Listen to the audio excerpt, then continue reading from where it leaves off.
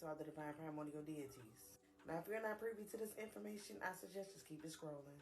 I am not here for the dead. I am only here for the awakened.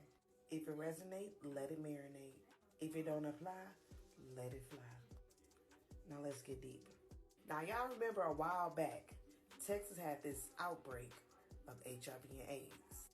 It was even a nurse that went viral that we're talking about.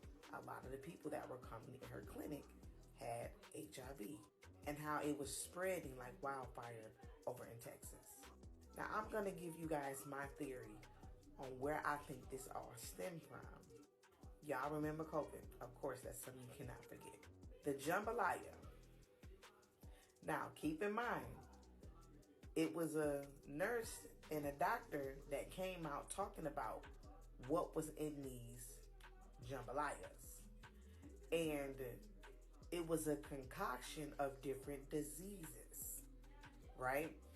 HIV, AIDS, syphilis, herpes, gonorrhea, all of this stuff that they put in the jambalaya.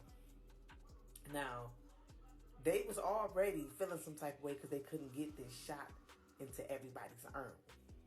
So they knew that if they couldn't get it into everybody's arms, eventually it was going to spread sexually, because they knew people was going to be out here like rabbits and not even thinking about that. Last year, I did a live and I was talking to a lot of people and I said, be mindful who y'all are intimate with, because even though they couldn't get that in everyone's arm, they knew that it was going to spread sexually, because people was going to be out here. And even though you did not get the shot in your arm, being sexually intimate with somebody is how it can be transferred, sexually transmitted, because that's what they had in the shot. And they knew that if they couldn't get it in the arm, it was going to spread like wildfire through sex.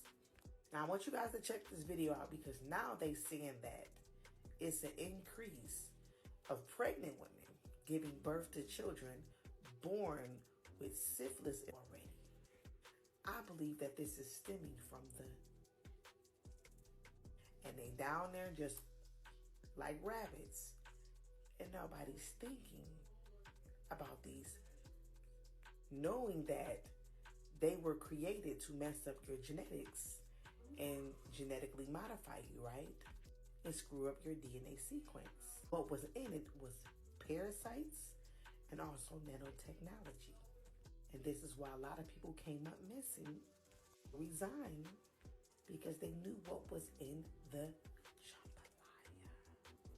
And now, a few years later, they want to come out and tell you about the effects that it has on the people and all of this other stuff.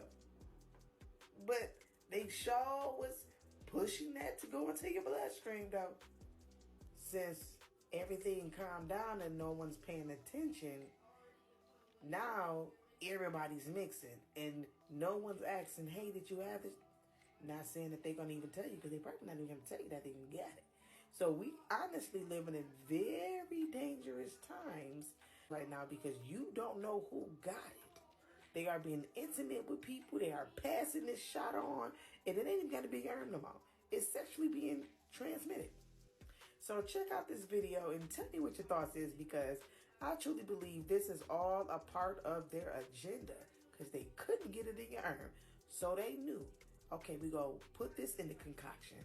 That way it can be spread sexually. Why else would they put it in the shot? Why would you put HIV and syphilis and herpes and stuff like that in the shot? If you weren't planning on for a bigger effect. Texas doctors are concerned about the rising number of babies born with syphilis. Now they want pregnant women to know what to do to prevent their babies from getting the disease. Fox 4's Sean Rabb reports. Pregnant women are on the state health department's radar after a 5-year continued increase in the number of babies born with the sexually transmitted disease, syphilis. State health department noted, I think between 2017 and 2022, that there was like a 400% increase in the number of cases of congenital syphilis. We locally have definitely seen those same significant increases in numbers. And it's also been seen nationally. This past Friday, a summit about congenital syphilis, doctors meeting in Houston. The spike in congenital syphilis is probably a multifold problem. One is that syphilis had actually almost completely gone away and had become much more rare. And so because of that, a lot of physicians and providers have not been testing for it as much. Starting in 2019, state law changed, requiring 3 tests for syphilis during pregnancy.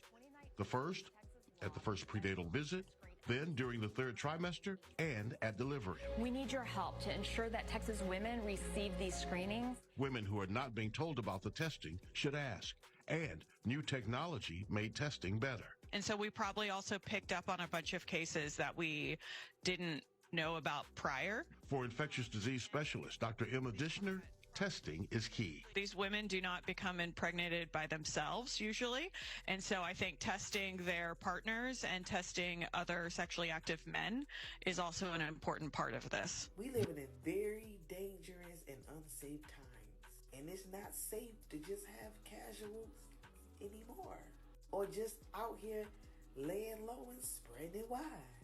Because we have another pandemic that's on the rise and ain't nobody even looking at it that way.